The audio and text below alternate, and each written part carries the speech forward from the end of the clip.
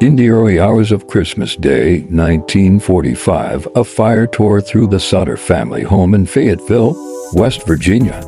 George and Jenny Sodder, along with 9 of their 10 children, were asleep when the fire began. George and Jenny managed to escape the flames, along with 4 of their children. But 5 of their children, Maurice, Martha, Louis, Jenny, and Betty, were never seen again. The fire burned the house to the ground in just 45 minutes. Strangely, no remains of the 5 children were ever found, despite a thorough search of the ashes. How could they simply vanish? The Sodder family believed that something sinister had happened. Reports and circumstances surrounding the fire only deepened the mystery.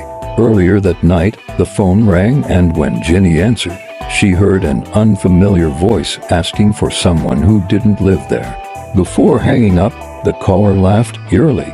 Shortly after, Jenny noticed the lights in the house flickering, an odd detail, since the fire was later blamed on electrical wiring.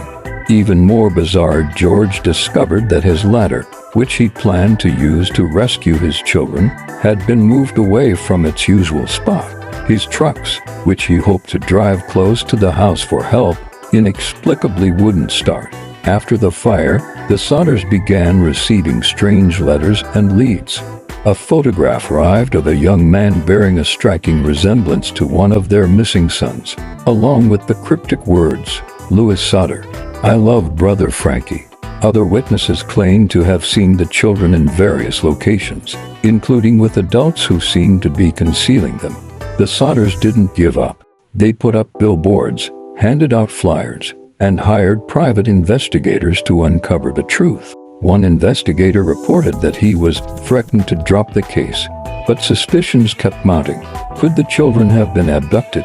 Theories range from mafia involvement, possibly in retaliation for George's outspoken views against Italian dictator Benito Mussolini, to the idea of child trafficking. Even today, no definitive evidence has surfaced to confirm the fate of the Sodder children. People who have studied the case are split. Some believe the fire and disappearance were tragic accidents. Others argue the evidence points to a cover-up or abduction. A local historian once said, "This case will haunt anyone who hears it." The lack of closure for the Sodder family is what makes it unbearable and unforgettable. The Sodder family's quest for answers is a testament to love and determination. They never stopped looking for their children, even when decades passed.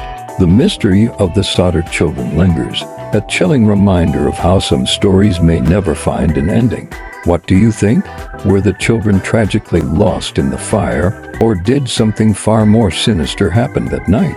Share your thoughts in the comments below, and subscribe for more stories that leave you questioning everything.